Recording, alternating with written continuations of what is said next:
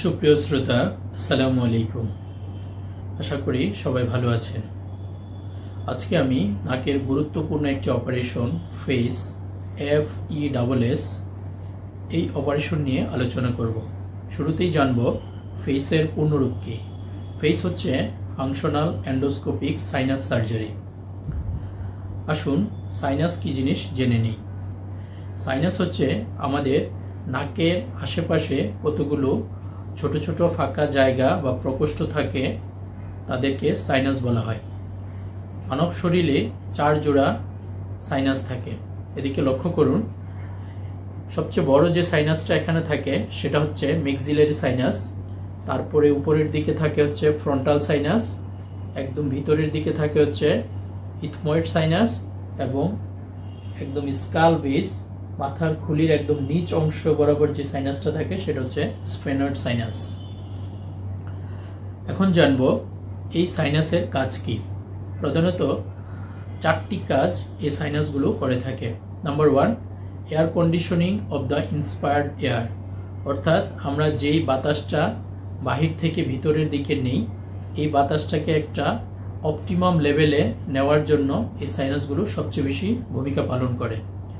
Number 2 হচ্ছে আমরা যখন কথা বলি, এই কথা বলার সময় কথাটাকে একদম সুন্দর করার জন্য বা সুদিং করার জন্য, ভোকাল রেজোনেন্সের জন্য এই সাইনাসগুলো কাজ করে।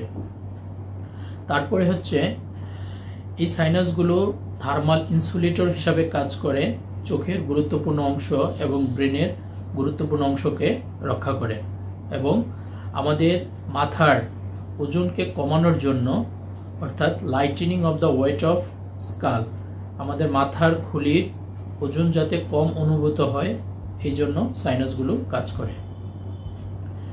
এখন জানব কাদের ক্ষেত্রে এই সমস্ত সাইনাসের অপারেশন করা হয়। 1 নম্বর হচ্ছে যাদের chronic bacterial sinusitis not responding two medical treatment, যাদের দীর্ঘদিন ধরে এই সকল সাইনাসের মধ্যে প্রদাহ থাকে, যেই প্রদাহগুলো মেডিকেল চিকিৎসায় অর্থাৎ ওষুধের মাধ্যমে ভালো না হয়, তাদের ক্ষেত্রে এই অপারেশন করা হয়। 2 নম্বর হচ্ছে যাদের রিকারেন্ট একিউট ব্যাকটেরিয়াল সাইনোসাইটিস, অর্থাৎ কিছু কিছু রোগীর ক্ষেত্রে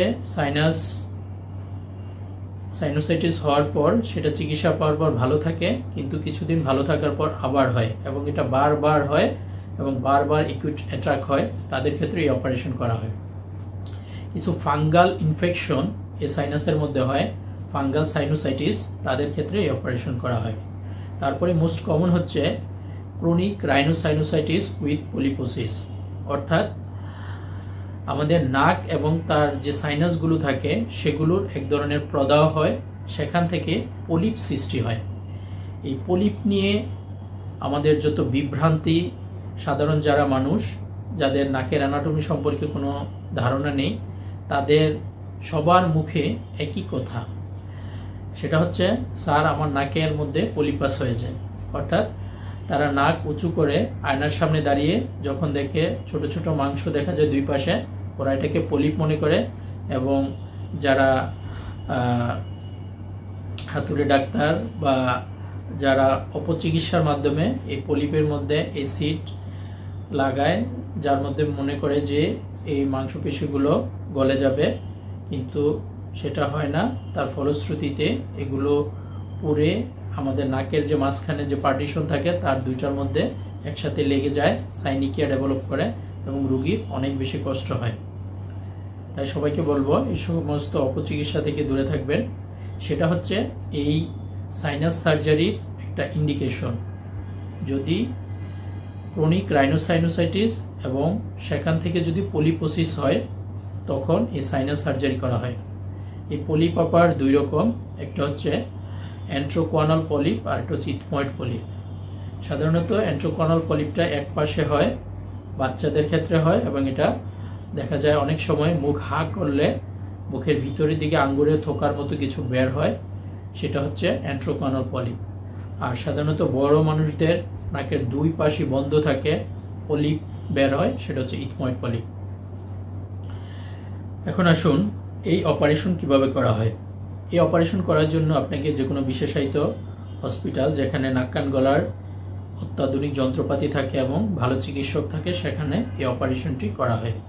সাধারণত এই অপারেশন করার জন্য প্রথমে একটি যে যন্ত্র থাকে সেটা হচ্ছে হপকিন্স রড টেলিস্কোপ, এবং একটি গুড লাইট সোর্স থাকবে, একটি মনিটর থাকবে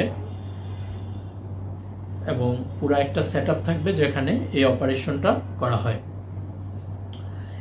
এই অপারেশনের পরবর্তী কিছু পালনীয় বিষয়সমূহ, এই অপারেশনটি হওয়ার পর আপনার নাকের ভিতরে যে ডিজিজ বা পলিপোসিস থাকে সেটা বের করা হয়। তারপরে আপনাকে এই নাক দীর্ঘদিন পরিষ্কার রাখতে হবে, অর্থাৎ বেশি বেশি নাকের মধ্যে পরিষ্কার পানি অথবা নর্মাল স্যালাইনের মধ্যে স্টেরয়েড সলিউশন মিক্স করে আপনাকে ভালোভাবে নাক পরিষ্কার রাখতে হবে। তারপর আপনাকে আপনার চিকিৎসকের পরামর্শ অনুযায়ী কিছুদিন স্টেরয়েড এবং অনেক দিন অ্যান্টিহিস্টামিন, মন্টিলুকাস্ট জাতীয় ওষুধ ব্যবহার করতে হয়।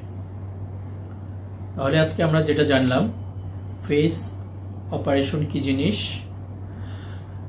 সাইনাস কি জিনিস, সাইনাসের কাজ, কাদের ক্ষেত্রে এই এন্ডোস্কোপিক সাইনাস সার্জারি করা হয় এবং এই অপারেশনটা কিভাবে করা হয়, এবং এই অপারেশন হওয়ার পর আমাদের পালনীয় বিষয়গুলো কি কি। সবাই ভালো থাকবেন এবং অন্যকেও এই ভিডিওটি দেখার সুযোগ করে দিবেন। আসসালামু আলাইকুম।